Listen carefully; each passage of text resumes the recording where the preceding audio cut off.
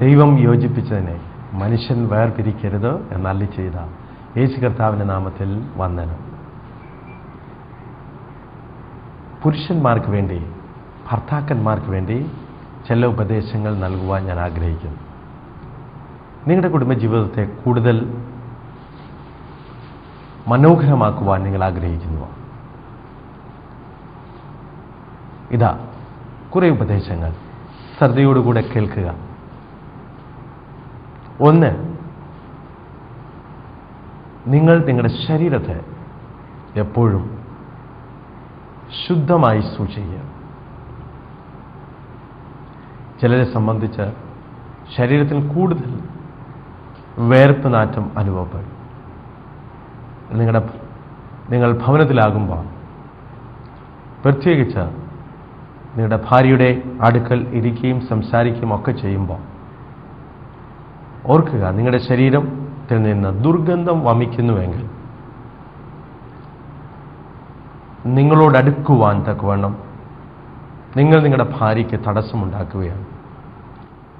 അവരുടെ ശരീരത്തെ വൃത്തിയായി സൂക്ഷിക്കുവാൻ, ദുർഗന്ധങ്ങളിൽ നിന്ന് നിങ്ങളെ തന്നെ കാത്തു സൂക്ഷിപ്പാൻ പ്രത്യേകം ശ്രദ്ധിക്കുക. രണ്ടാമത്തെ ഉപദേശം,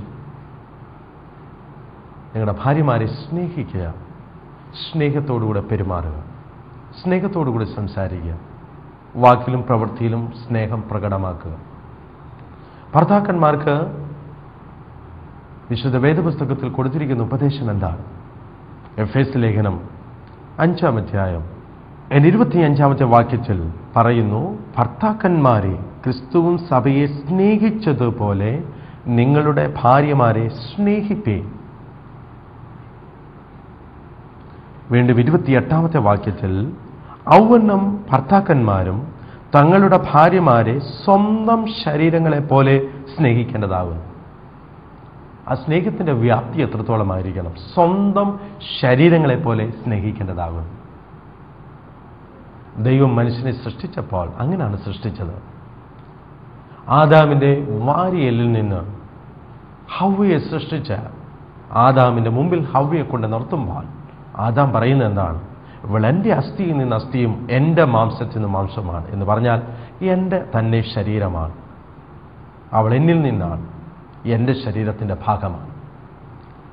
അതുകൊണ്ട് കർത്താവ് നമുക്ക് തന്നിരിക്കുന്ന കൽപ്പന ഇതാണ്: ഭർത്താക്കന്മാരെ, ഭാര്യമാരെ സ്വന്തം ശരീരത്തെ പോലെ സ്നേഹിക്കുക. വീണ്ടും എഴുതിയിരിക്കുന്നു, ആരും തൻ്റെ ജഡത്തെ ഒരു നാളും പകച്ചിട്ടില്ലല്ലോ. നോക്കുക, ആരും തങ്ങളുടെ ശരീരത്തെ ഒരു നാളും പകയ്ക്കുന്നില്ല. തങ്ങളുടെ ശരീരത്തെ സ്വയം ആരും അടിച്ചു വേദനിപ്പിക്കാറില്ല. അങ്ങനെയെങ്കിൽ ഭാര്യമാരെ അടിക്കുന്നതും ഒരിക്കലും അഭിമാനകരമായ ഒരു കാര്യമല്ല. നിങ്ങളുടെ സ്വന്തം ശരീരത്തെ അടിക്കുന്നതിന് തുല്യമാണ്. പിന്നെ എന്താണ് ചെയ്യേണ്ടത്? ക്രിസ്തുവും സഭയെ ചെയ്യുന്നത് പോലെ അതിനെ പോറ്റി പുലർത്തുകയത്രേ ചെയ്യുന്നത്. അപ്പോൾ ഭാര്യമാരെ സംരക്ഷിക്കുവാനുള്ള കടമയാണ് ഭർത്താക്കന്മാർക്കുള്ളത്. അവരെ പോറ്റി പുലർത്തുവാനുള്ള പ്രത്യേകമായ കടപ്പാട്. അവരുടെ ശാരീരിക ആവശ്യങ്ങളിൽ ശ്രദ്ധിക്കുന്നത് പോലെ അവരുടെ മാനസിക ആവശ്യങ്ങളിലും ശ്രദ്ധിക്കണം. അവരുടെ ആത്മീയ ആവശ്യങ്ങളിലും ശ്രദ്ധിക്കണം. ആത്മീയവും മാനസികവും ശാരീരികവുമായി എല്ലാ പോഷണങ്ങളും കൊടുക്കുവാൻ ഭർത്താക്കന്മാർ ഉപദേശിക്കപ്പെട്ടിരിക്കുന്നു. അത് നിങ്ങളുടെ ഭാര്യമാരോടുള്ള കരുതലും സ്നേഹവും അങ്ങനെ വെളിവാക്കുവാൻ വചനം നമ്മളെ ഉപദേശിക്കുന്നു. അവിടെ നിങ്ങളുടെ ഭാര്യയെ സ്നേഹിക്കുന്ന ഒരു ഭർത്താവായിരിക്കുക. മൂന്നാമത്, നിങ്ങളുടെ ഭാര്യയുടെ സുരക്ഷിതത്വം ഉറപ്പുവരുത്തുക. സ്ത്രീകൾ പൊതുവെ അവർ സുരക്ഷിതരാകുന്നത് അവർക്ക് സ്വന്തമായി ഒരു ഭവനം ഉണ്ടായിരിക്കുമ്പോൾ, ഒരു നിക്ഷേപം ഉണ്ടായിരിക്കുമ്പോൾ, ഇത് രണ്ടും അവരെ സുരക്ഷിതത്വ ബോധമുള്ളവരാക്കുന്നതാണ്. വാടക വീടുകളിൽ താമസിക്കുന്നവരെ സംബന്ധിച്ച് സ്ത്രീകൾ അസുരക്ഷിതരായിരിക്കും. അവരുടെ സ്വപ്നമായിരിക്കും ഒരു വീട് എന്നത്. അതേപോലെ തന്നെ സാമ്പത്തിക ഭദ്രത അവരുടെ സ്വപ്നമാണ്. അവർക്ക് സുരക്ഷിതത്വം കൊടുക്കുന്നതാണ്. പുരുഷന്മാരെക്കാൾ കൂടുതൽ ആകുലപ്പെടുന്നത്, ഉത്കണ്ഠയുള്ളവരായിരിക്കുന്നത് സ്ത്രീകളാണ്. അതിനാൽ നിങ്ങൾക്ക് ചെയ്യാൻ പറ്റുന്ന കാര്യം, നിങ്ങളുടെ വരുമാനത്തെക്കുറിച്ച് നിങ്ങളുടെ ഭാര്യയ്ക്ക് വ്യക്തമായ അറിവുണ്ടായിരിക്കട്ടെ. എത്ര രൂപ ശമ്പളം ലഭിക്കുന്നു അവൾ കൂടി അറിഞ്ഞിരിക്കട്ടെ. കഴിയുമെങ്കിൽ നിങ്ങൾക്ക് ഒരേ ഒരു അക്കൗണ്ട് മാത്രമേ ഉണ്ടായിരിക്കാൻ പാടുള്ളൂ. അഥവാ 2 അക്കൗണ്ട് ഉണ്ടെങ്കിൽ 2 അക്കൗണ്ടും നിങ്ങളുടെ ഭാര്യയ്ക്ക് കൂടെ പങ്കുള്ളതായിരിക്കണം. ഏറ്റവും നല്ലത് 2 പേരുടെയും കൂടെ 2 പേരുടെയും, ഭാര്യയുടെയും ഭർത്താവിൻ്റെയും പേരിൽ അക്കൗണ്ട് എടുക്കുന്നതാണ്. ഞാൻ പറഞ്ഞു വരുന്നത്, നിങ്ങളുടെ വരവ് ചെലവിനെക്കുറിച്ചുള്ള വ്യക്തമായ ധാരണ ഭാര്യയ്ക്കുണ്ടാകണം. അതുമാത്രമല്ല, എല്ലാ ചെലവുകളും ഭാര്യയുടെയും അറിവോടുകൂടെ ചെയ്യുവാൻ ഇടയാകട്ടെ. ചില ഭവനങ്ങളിൽ ഭർത്താക്കന്മാർ കടം വാങ്ങിക്കും, പക്ഷെ ഭാര്യമാർക്ക് അറിവുണ്ടായിരിക്കത്തില്ല. കടക്കാർ വീട്ടിൽ വന്ന് പണം തിരിച്ച് ചോദിക്കുന്ന സമയത്തായിരിക്കും അവർ അറിയുന്നത്. അല്ലെങ്കിൽ ബാങ്കിൽ നിന്ന് നോട്ടീസ് അയക്കുമ്പോഴായിരിക്കും ആ ലോൺ എടുത്തിട്ടുണ്ട് എന്ന് മനസ്സിലാകുന്നത്. നിങ്ങളുടെ കാര്യം അങ്ങനെ അല്ലായിരിക്കാം. എന്നാൽ നിങ്ങൾ ആരെങ്കിലും അങ്ങനെ ചെയ്യുന്നെങ്കിൽ അത് തെറ്റാണ്. സാമ്പത്തിക ചെലവുകളെല്ലാം നിങ്ങളുടെ ജീവിത പങ്കാളി അറിഞ്ഞിരിക്കണം. അത് മാത്രമല്ല, ഒരു ചെറിയ നിക്ഷേപം എല്ലാ മാസവും നിങ്ങൾക്കുണ്ടായിരിക്കണം. നിങ്ങൾക്ക് ലഭിക്കുന്ന തുകയിൽ നിന്ന് പറ്റുന്നതുപോലെ നിങ്ങളുടെ ഭാവിക്ക് വേണ്ടി, മക്കൾക്ക് വേണ്ടി നിക്ഷേപിക്കുവാൻ ഇടയാകണം. അത് നിങ്ങളുടെ ജീവിത പങ്കാളിയിൽ സുരക്ഷിതത്വം കൊണ്ടുവരുന്നതാണ്. ചെലവ് ചുരുക്കുന്നതിൽ തീർച്ചയായിട്ടും ഭാര്യമാർക്ക് നല്ലൊരു പങ്കുണ്ട്. അവൾ ഒരുമിച്ചിരുന്ന് സംസാരിച്ചെന്നാൽ പല ചെലവുകളും നിങ്ങൾക്ക് നിയന്ത്രിക്കാൻ കഴിയുന്നതായിരിക്കാം. 4ാമത്തെ ഉപദേശം, നിങ്ങളുടെ ഭാര്യയെ എല്ലാ തീരുമാനങ്ങളും എടുക്കുമ്പോൾ നിങ്ങളുടെ ഭാര്യയെ കൂടെ അതിൽ ഉൾപ്പെടുത്തുക. എന്ന് പറഞ്ഞാൽ, ഒരുമിച്ചിരുന്ന് സംസാരിച്ച് ചർച്ച ചെയ്ത് തീരുമാനങ്ങൾ എടുക്കുന്നതിൽ ഉത്സാഹിക്കുക. നിങ്ങളുടെ കുഞ്ഞിനെ ഏത് സ്കൂളിൽ ചേർക്കണം തുടങ്ങി എല്ലാവിധ തീരുമാനങ്ങളിലും നിങ്ങളുടെ ഭാര്യയുടെ പങ്ക് ഉറപ്പുവരുത്തുക. അവരുടെ അഭിപ്രായം കൂടെ ആരാഞ്ഞുകൊണ്ട് ഒരുമിച്ചൊരു തീരുമാനമെടുക്കുവാൻ ഉത്സാഹിക്കുക. നിങ്ങൾ നിങ്ങളുടെ ഭാര്യയോട് അഭിപ്രായം ചോദിക്കുമ്പോൾ, തീരുമാനമെടുക്കുവാനായിട്ട് സഹകരിപ്പിക്കുമ്പോൾ എന്താ സംഭവിക്കുന്നത്? നിങ്ങൾ അവളെ വിലമതിക്കുന്നു എന്നൊരു ചിന്തയാണ് അവൾക്കുണ്ടാകുക. അപ്പോൾ എൻ്റെ ഭർത്താവ് എന്നെ വിലമതിക്കുന്നു, അവർക്ക് തന്നെ അവരെ വിലയുള്ളതായി തോന്നുന്നു. മാത്രമല്ല, തൻ്റെ ഭർത്താവ് തന്നെ ബഹുമാനിക്കുന്നതായിട്ട് ആ ഭാര്യയ്ക്ക് അപ്പോൾ അനുഭവപ്പെടുകയാണ്. എല്ലാറ്റിലും ഭാര്യയുടെ അഭിപ്രായം തിരയുന്നതായ ഭർത്താവിനെക്കുറിച്ച് ആ ഭാര്യയ്ക്ക് ഏറ്റവും വലിയ ബഹുമാനമായിരിക്കും. കാരണം എന്നെ ബഹുമാനിക്കുന്ന ഭർത്താവ്, എനിക്ക് വില തരുന്ന ഭർത്താവ്, എന്നെ സ്നേഹിക്കുന്ന ഭർത്താവ് എന്നായിരിക്കും ആ ഭാര്യയെ ചിന്തിക്കുന്നത്. മാത്രവുമല്ല, സ്ത്രീകൾക്ക് പുരുഷന്മാരെക്കാൾ അധികം ദൂരത്തിൽ ചിന്തിക്കുവാനുള്ള കഴിവുണ്ട്. പുരുഷനേക്കാൾ വേഗത്തിൽ സ്ത്രീ പക്വത പ്രാപിക്കുന്നു.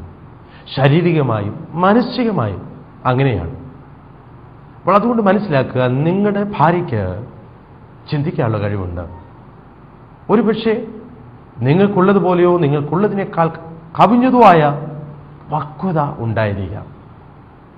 അവിടെ നിങ്ങൾ ചിന്തിക്കുന്നതിലും ദൂരത്തിൽ കാര്യങ്ങൾ ചിന്തിക്കുവാൻ സ്ത്രീകൾക്ക് കഴിവുണ്ട് എന്നത് മനസ്സിലാക്കുക. അതുകൊണ്ട് എല്ലാ കാര്യത്തിലും സ്ത്രീകളുടെ അഭിപ്രായങ്ങൾ തിരയുമ്പോൾ, അവരെ കൂടെ തീരുമാനങ്ങൾ എടുക്കുന്നതിൽ ഉൾപ്പെടുത്തുമ്പോൾ നിങ്ങൾക്ക് പല അപകടങ്ങളെയും ഒഴിഞ്ഞിരിക്കുവാൻ സാധിക്കും. 5ാമത്തെ ഉപദേശം, എല്ലാ ദിവസവും നിങ്ങളുടെ ഭാര്യയോട് ഒരുമിച്ച് അല്പസമയം വേറിട്ട് ചെലവഴിക്കണം. എല്ലാവരും കൂടെ ഒരുമിച്ച് ചെലവഴിക്കുന്ന സമയമല്ല ഞാൻ ഉദ്ദേശിക്കുന്നത്.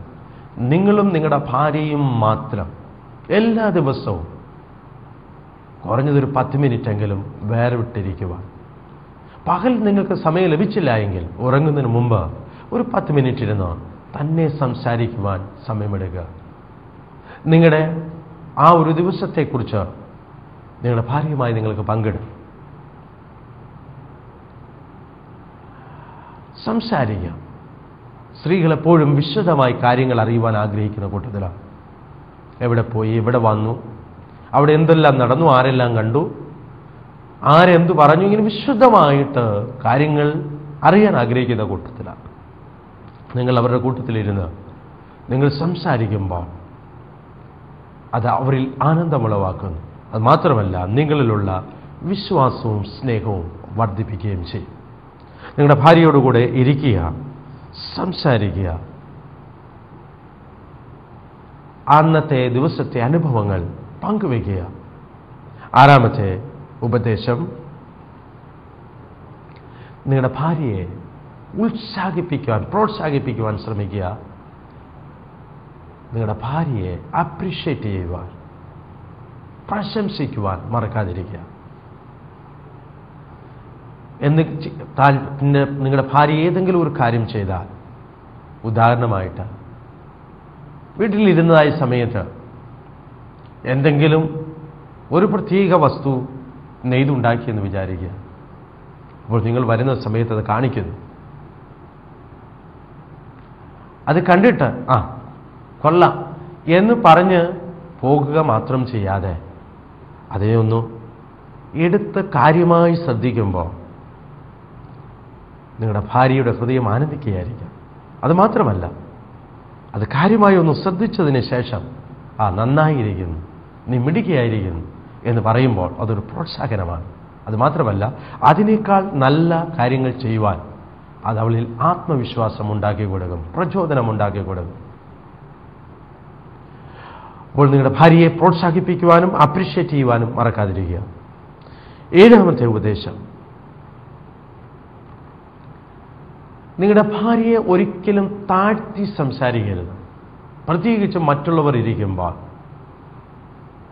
അവളെ താഴ്ത്തി സംസാരിക്കരുത്. എന്തെങ്കിലും പറയുന്നെങ്കിൽ അവളിൽ അഭിമാനം ഉണ്ടാക്കുന്ന നിലയിൽ, ആത്മവിശ്വാസം ഉണ്ടാക്കുന്ന നിലയിൽ, അവളെ പ്രോത്സാഹിപ്പിക്കുന്ന നിലയിൽ നല്ല കാര്യങ്ങൾ മാത്രം പറയുക. താഴ്ത്തി സംസാരിക്കുവാൻ പാടില്ല. 8ാമത് ഞാൻ നൽകുവാൻ ആഗ്രഹിക്കുന്ന ഉപദേശം, നിങ്ങളുടെ ഭാര്യയുടെ ജന്മദിവസം നിങ്ങൾ ഓർമ്മയിൽ സൂക്ഷിക്കുക. അതൊരു കാരണവശാലും മറക്കരുത്. സ്ത്രീകളെ സംബന്ധിച്ച് അവരുടെ ജന്മദിവസം, അവരുടെ വിവാഹവാർഷികം, അതൊക്കെ വളരെ പ്രധാനപ്പെട്ട ദിവസമായിരിക്കും. കുഞ്ഞുങ്ങളുടെ ജന്മദിവസം, അതൊക്കെ അവർ ഓർമ്മയിൽ വെക്കുന്ന ദിവസങ്ങളാണ്. അപ്പോൾ ആ ജന്മദിവസത്തിൽ പ്രത്യേകമായി അവരെ അഭിനന്ദിക്കുവാൻ, ജന്മദിനാശംസകൾ കൊടുക്കുവാൻ, ഒന്നും കൊടുക്കാൻ പറ്റിയില്ലെങ്കിലും ഒരു റോസാപ്പൂ പറിച്ച് അതെങ്കിലും ഒരു സമ്മാനമായി കൊടുക്കുവാൻ ഉത്സാഹിക്കുക. എന്തെങ്കിലും ഒരു സമ്മാനം കൊടുത്താൽ നിങ്ങളുടെ ഭാര്യ കൂടുതൽ സന്തോഷവതിയായിരിക്കും. എത്ര വിലപിടിപ്പുള്ള സമ്മാനം എന്നുള്ളതല്ല, നിങ്ങൾ ആ ദിവസത്തെ ഓർക്കുകയും ആ ദിവസത്തിൽ എന്തെങ്കിലും കൊടുത്തു എന്നതുമായിരിക്കും അവളെ സന്തോഷിപ്പിക്കുന്നത്. നിങ്ങളുടെ വിവാഹവാർഷിക ദിനവും പുരുഷന്മാർ സാധാരണ ഓർക്കാറില്ല. എന്നാൽ മനഃപൂർവ്വമായി ഓർക്കുവാൻ ശ്രമിക്കുക. അത് നിങ്ങളുടെ ഭാര്യയെ സന്തോഷിപ്പിക്കും. 9ാമത്,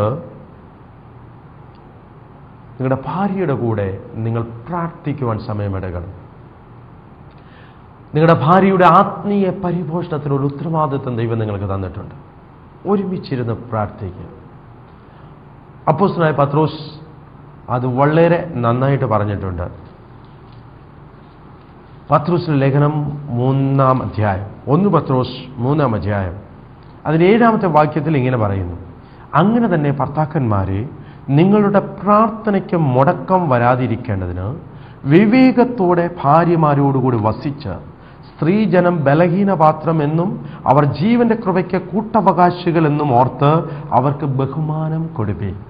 എന്താണ് അവിടെ എഴുതിയിരിക്കുന്നത്? നിങ്ങളുടെ പ്രാർത്ഥനയ്ക്ക് മുടക്കം വരരുത്. ഒരുമിച്ചുള്ള പ്രാർത്ഥനയ്ക്ക് മുടക്കം വരരുത്. ഭാര്യമാരോടുകൂടെ ഇരുന്ന് പ്രാർത്ഥിക്കുന്ന ഭർത്താക്കന്മാർ നിങ്ങളുടെ ഭാര്യയോടുകൂടെ ഇരുന്ന് പ്രാർത്ഥിക്കുക. അവൾ കേൾക്കെ തന്നെ അവളെ അനുഗ്രഹിച്ച് പ്രാർത്ഥിക്കുക. കേൾക്കെ നിങ്ങളുടെ ഭാര്യയ്ക്കായി ദൈവത്തെ സ്തുതിക്കുക. കർത്താവേ, ഇവളെ എൻ്റെ ഭാര്യയായി നീ തന്നതിനായി സ്തോത്രം എന്ന് പറയുമ്പോൾ നോക്കുക, നിങ്ങളുടെ ഭാര്യ എത്രമാത്രം സന്തോഷവതിയായിരിക്കും. ഒരുമിച്ചിരുന്ന് പ്രാർത്ഥിക്കുക. 10ാമത്തെ ഉപദേശം,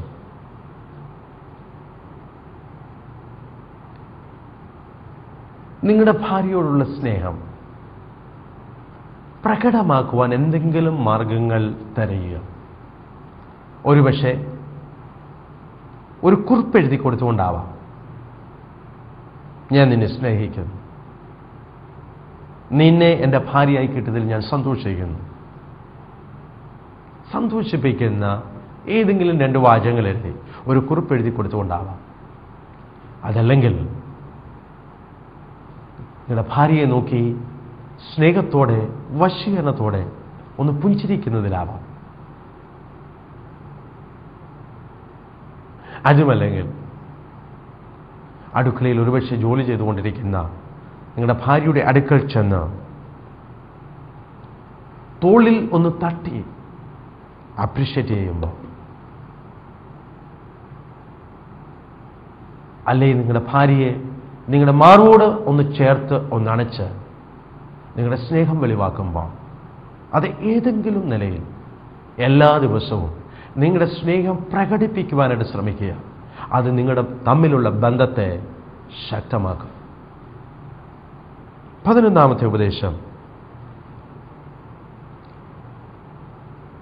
നിങ്ങളുടെ ഭാര്യയെ വീട്ടിലെ ജോലിയിൽ സഹായിക്കുക. ഇതൊന്നും എൻ്റെ മേഖലയെ അല്ല എന്നൊരു മട്ടിലായിരിക്കരുത്. മറിച്ച് എന്തെങ്കിലുമൊക്കെ സഹായം ചെയ്തു കൊടുക്കുവാൻ ഉത്സാഹിക്കുക. പാത്രം കഴുകുന്നതിന് സഹായിച്ചു കൊടുക്കുക. ബദ്ധപ്പാടോടുകൂടെ ആഹാരം പാകം ചെയ്യുമ്പോൾ ഒരുപക്ഷെ 2 പേർക്കും ഓഫീസിൽ പോകേണ്ടതാകാം. ഒരാൾ മറ്റൊരാളെ സഹായിക്കുമ്പോൾ, ഒത്തൊരുമിച്ച് ജോലി ചെയ്യുമ്പോൾ അത് ആ ജോലി ഭാരം അറിയില്ല. വീട്ടിലെ സാധനങ്ങൾ വാങ്ങിക്കൊണ്ടുവരുന്നതിൽ, അത് വയ്ക്കുന്നതിൽ ഒക്കെ സഹായിക്കാൻ കഴിയും. കുട്ടികളെ ഒരുക്കുന്നതിൽ, സ്കൂളിൽ കൊണ്ടുവിടുന്നതിന് പല നിലകളിൽ സഹായിക്കാൻ കഴിയും. അതെല്ലാം ഭാര്യയുടെ ഉത്തരവാദിത്വം എന്ന് വെക്കാതെ കുട്ടികളെ കുളിപ്പിക്കുവാൻ, വസ്ത്രമിടിപ്പിക്കുവാൻ, അവരുടെ പഠനകാര്യങ്ങളിൽ ശ്രദ്ധിക്കുവാൻ, ഇങ്ങനെ ഏതെല്ലാം നിലകളിൽ സഹായിക്കുവാൻ കഴിയുമോ സഹായിക്കുക. 12ാമത് എൻ്റെ ഉപദേശം ഇതാണ്, നിങ്ങളുടെ ഭാര്യ ക്ഷീണിച്ചിരിക്കുന്ന സമയത്ത് അവളോടുള്ള ആ താല്പര്യം വെളിവാക്കുക. അവിടെ ആരോഗ്യത്തിൽ നിങ്ങൾ എത്രമാത്രം തൽപരനാണ് എന്നത് മനസ്സിലാക്കുക. ക്ഷീണിച്ചിരിക്കുന്ന ഭാര്യയുടെ അടുക്കൽ ചെന്ന് അവളെ ആശ്വസിപ്പിക്കുന്ന, സന്തോഷിപ്പിക്കുന്ന എന്തെങ്കിലും പറഞ്ഞ് ഉത്സാഹിപ്പിക്കാൻ കഴിയും. ഒരുപക്ഷെ ഒരു കപ്പ് ചായ ഉണ്ടാക്കി കൊടുത്ത് അവളെ പരിചരിക്കുവാൻ കഴിയും. നോക്കുക, നിങ്ങളുടെ ആ പ്രവൃത്തി നിങ്ങളുടെ ഭാര്യയിൽ ഉണ്ടാക്കുന്ന സന്തോഷത്തിന് അതിരുണ്ടായിരിക്കില്ല. എൻ്റെ ഭർത്താവ് എന്നെ എത്രത്തോളം കരുതുന്നു, എത്ര സ്നേഹിക്കുന്നു, എൻ്റെ ആരോഗ്യത്തിൽ എൻ്റെ ഭർത്താവ് എത്ര തൽപരനായിരിക്കുന്നു എന്നായിരിക്കും നിങ്ങളെക്കുറിച്ച് ആ ഭാര്യ ചിന്തിക്കുന്നത്.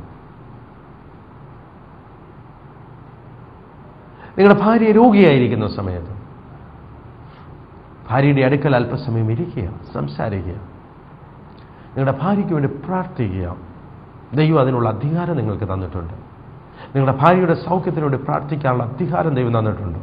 അവൾക്ക് വേണ്ടി പ്രാർത്ഥിക്കുക, രോഗത്തെ ശാസിച്ച് പ്രാർത്ഥിക്കുക, അവൾക്ക് നല്ല ആരോഗ്യം ഉണ്ടാകേണ്ടതിനായിട്ട് പ്രാർത്ഥിക്കുക, അടുത്തിരിക്കുകയും പ്രാർത്ഥിക്കുകയും ചെയ്യുക. ഒപ്പം ഏതെല്ലാം ശുശ്രൂഷകൾ ആവശ്യമുണ്ടോ അത് ചെയ്യുന്നതിൽ സന്തുഷ്ടനായിരിക്കുക.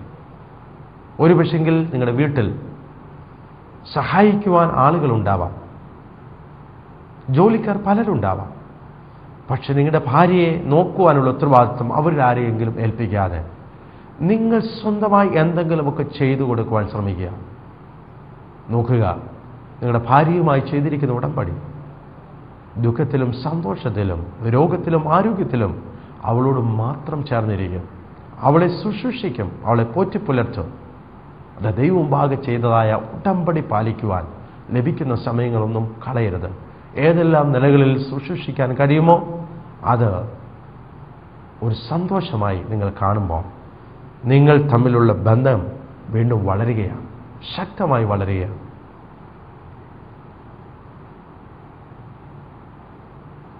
പതിമൂന്നാമത് ഞാൻ നൽകുന്ന ഉപദേശം ഇതാണ്. നിങ്ങളുടെ ഭാര്യ നന്നായിട്ട് വസ്ത്രം ധരിക്കുമ്പോൾ, ഒരു പുതിയ സാരി ധരിക്കുന്നു, പുതിയൊരു ചുടിദാർ ഇടുന്നു എന്ന് വിചാരിക്കുക. പുതുത് ആവണമെന്നില്ല. ഏത് സമയത്തും അവൾ വസ്ത്രം ധരിച്ച് ഒരുങ്ങി വരുന്ന സമയത്ത് ഒന്ന് അപ്രീഷിയേറ്റ് ചെയ്യുവാൻ മറക്കരുത്. നന്നായിരിക്കുന്നു, നീ സുന്ദരിയായിരിക്കുന്നു, നിന്നെ ഇപ്പോൾ കണ്ട എന്തും ഭംഗിയായിരിക്കുന്നു, ഈ വസ്ത്രം നിനക്ക് നന്നായി ചേരുന്നുണ്ട് എന്തെങ്കിലും നിങ്ങൾ പറയുമ്പോൾ അത് വളരെയധികം സന്തോഷം നിങ്ങളുടെ ജീവിത പങ്കാളിക്കുണ്ടാക്കും. നിങ്ങളുടെ ഭാര്യ നല്ലതായിട്ട് വസ്ത്രം ധരിക്കുമ്പോൾ അപ്രീഷിയേറ്റ് ചെയ്യുക. 14-ാമത്തെ ഉപദേശം, എന്തെങ്കിലും തെറ്റുകൾ നിങ്ങളുടെ ഭാര്യയെ ചൂണ്ടിക്കാണിക്കുവാനുണ്ടെങ്കിൽ ഓർക്കുക, ആ തെറ്റ് ചൂണ്ടിക്കാണിക്കുന്നതിന് മുമ്പ് ഒരു 2-3 കാര്യങ്ങളെങ്കിലും നല്ല കാര്യങ്ങൾ പറയാൻ മറക്കാതിരിക്കുക. നല്ല കാര്യങ്ങൾ, അവളിൽ ആത്മവിശ്വാസം വർദ്ധിപ്പിക്കുന്ന നല്ല 3-4 ഗുണങ്ങൾ പറഞ്ഞതിന് ശേഷം പറയുക.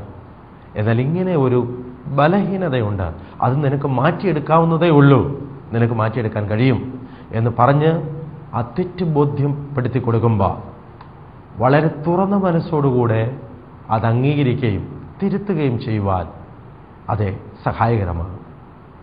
എപ്പോഴും നല്ല കാര്യങ്ങൾ പറഞ്ഞുകൊണ്ട് തെറ്റുകൾ ഓർമ്മപ്പെടുത്തുക. 15-ാമത്തെ ഉപദേശം, നിങ്ങളുടെ ഭാര്യയുടെ വീട്ടുകാരെ ഒരിക്കലും കുറ്റം പറയരുത്. ഭാര്യയുടെ അമ്മയെ കുറ്റം പറയരുത്, അപ്പനെ കുറ്റം പറയരുത്.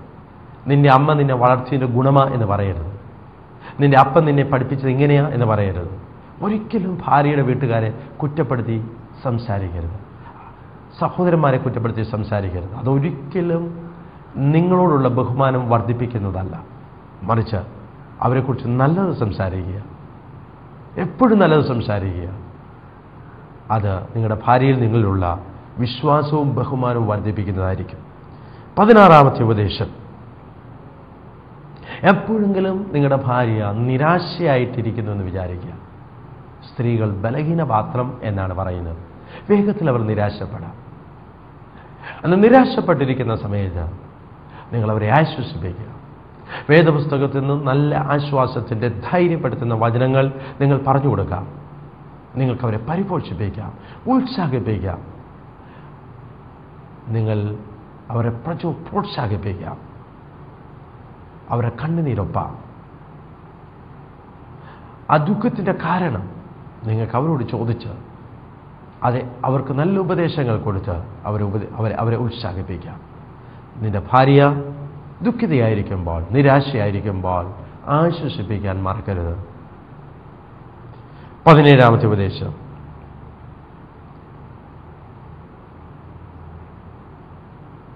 എപ്പോഴെങ്കിലും നിങ്ങളുടെ ഹൃദയത്തിനകത്ത് നിങ്ങളുടെ ഭാര്യയോട് കോപമുണ്ടാകുന്ന ഒരവസരം ഉണ്ടാകുന്നെന്ന് വിചാരിക്കുക.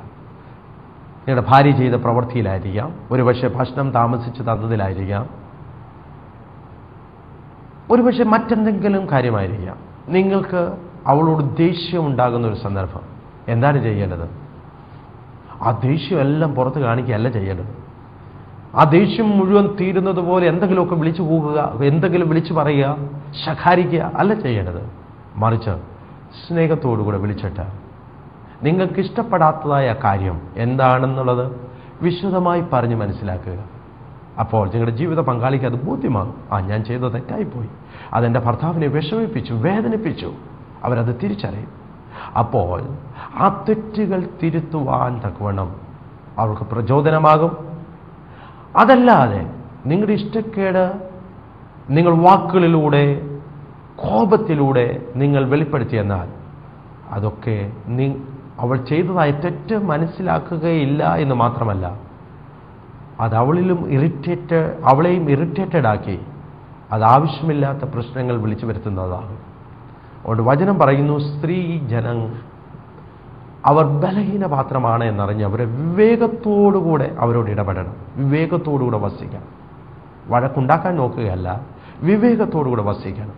അവരുടെ തെറ്റുകൾ, ബലഹീനതകൾ വിവേകപൂർവം, സ്നേഹപൂർവം, ശാന്തമായി പറഞ്ഞ് മനസ്സിലാക്കി തിരുത്തുവാൻ നിങ്ങൾ ശ്രമിക്കണം.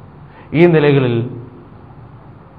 നിങ്ങളുടെ ഭാര്യയോട് നിങ്ങൾ ഇടപെട്ടെന്നാൽ ഏറ്റവും മനോഹരമായൊരു കുടുംബജീവിതം നിങ്ങൾക്ക് സാധ്യമാണ്. നിങ്ങളുടെ ഭാര്യ ദൈവം നിങ്ങൾക്ക് അനുഗ്രഹിച്ചു തന്നതാണ്. വേദപുസ്തകം പറയുന്നത്, ഭാര്യയെ കിട്ടുന്നവന് നന്മ കിട്ടുന്നു, അവനെ യഹോവയുടെ പ്രസാദം പ്രാപിച്ചിരിക്കുന്നു എന്നാണ്. നോക്കുക, ദൈവം നിങ്ങളെ പ്രസാദിച്ച് നിങ്ങൾക്ക് തന്നിരിക്കുന്ന ഒരു സമ്മാനം, ഒരു ഗിഫ്റ്റാണ് നിങ്ങളുടെ ഭാര്യ എന്നുള്ളത്.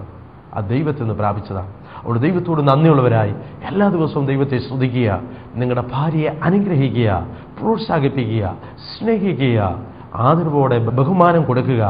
അങ്ങനെ വിവേകത്തോടുകൂടെ താൻ വസിക്കുന്നുവെങ്കിൽ നിങ്ങളുടെ ഭാര്യ നിങ്ങൾക്കെന്നും ഒരനുഗ്രഹമായിരിക്കും. മാത്രമല്ല, നിങ്ങൾ ഏറ്റവും നല്ലൊരു ഭർത്താവായി തീരും, ഏറ്റവും നല്ലൊരു പിതാവായി തീരും. നിങ്ങൾ നിങ്ങളുടെ മക്കൾക്ക് മാതൃകയാകും, നിങ്ങൾ സമൂഹത്തിന് മാതൃകയാകും. ഞാൻ ഓർമ്മിപ്പിക്കട്ടെ, നിങ്ങളൊരു നല്ല ഭർത്താവാകുമ്പോൾ, നല്ല പിതാവാകുമ്പോൾ, നല്ല ഒരു മാതൃക പുരുഷനാകുമ്പോൾ സ്വർഗത്തിൽ നിങ്ങൾക്ക് വേണ്ടി ഒരു പ്രതിഫലമുണ്ട്, മറക്കരുത്. നിത്യതയിൽ നിങ്ങൾ ചെയ്യുന്ന സകലത്തിനും ദൈവം പ്രതിഫലം തരുന്നു. നാം പറയുന്ന ഇത് നിസ്സാര വാക്കുപോലും കുറിച്ചു വെച്ച് ന്യായം വിധിക്കുന്നവനാണ് ദൈവം. അങ്ങനെയെങ്കിൽ നിങ്ങളൊരു നല്ല ഭർത്താവായിരിക്കുമ്പോൾ, നല്ല പിതാവായിരിക്കുമ്പോൾ, നല്ല ഒരു പുരുഷനായിരിക്കുമ്പോൾ നിങ്ങൾക്ക് സ്വർഗസ്നായ ദൈവം പ്രതിഫലം തന്ന് മാനിക്കുന്ന ഒരു ദിവസമുണ്ട് എന്നറിയുക. ഈ ഉപദേശങ്ങൾ നിങ്ങൾക്ക് അനുഗ്രഹമായി എന്ന് ഞാൻ വിചാരിക്കുന്നു. നമ്മൾക്ക് പ്രാർത്ഥിക്കാം. ദൈവത്തിൻ്റെ കരങ്ങളിൽ ഏൽപ്പിച്ചു കൊടുത്തുകൊണ്ട് കർത്താവിനോട് ചോദിച്ചാട്ട്, കർത്താവ്, എവിടെയാണ് തെറ്റുപറ്റിയത്? എവിടെയെല്ലാമാണ് എനിക്ക് തിരുത്തലുകൾ ആവശ്യമുള്ളത്? കർത്താവിൻ്റെ കരങ്ങളിൽ ഏൽപ്പിച്ചു കൊടുക്കുക, പ്രാർത്ഥിക്കുക. സ്വർഗസ്ഥനായ ദൈവമേ, ഈ വചനങ്ങൾ കേട്ട എൻ്റെ സഹോദരന്മാർക്കായി ഞാൻ പ്രാർത്ഥിക്കുന്നു. കർത്താവേ, അങ്ങയുടെ പരിശുദ്ധാത്മാവ് അവരിൽ വരുത്തേണ്ടുന്ന മാറ്റത്തെക്കുറിച്ച് സംസാരിക്കണം. എവിടെയെല്ലാം മാറ്റങ്ങൾ ആവശ്യമുണ്ടോ ആ മാറ്റങ്ങൾ വരുത്തി ഏറ്റവും നല്ല ഭർത്താവായി, ഏറ്റവും നല്ല പിതാവായി, ഏറ്റവും മാതൃകയുള്ള ഒരു പുരുഷനായി ജീവിപ്പാൻ ഈ ഓരോ സഹോദരങ്ങൾക്കും ഇടയാകും. യേശുക്രിസ്തുവിന്റെ നാമത്തിൽ നിന്റെ മക്കളെ ഞാൻ അനുഗ്രഹിക്കുന്നു. പരിശുദ്ധാത്മാവ് അവർക്ക് കൃപയും അതിനുള്ള ജ്ഞാനവും കൊടുത്ത് വഴി നടത്തണം. പ്രാർത്ഥന ഘട്ടത്തിനായി നന്ദി പറയുന്നു. യേശുവിന്റെ നാമത്തിൽ ആമേൻ, ആമേൻ.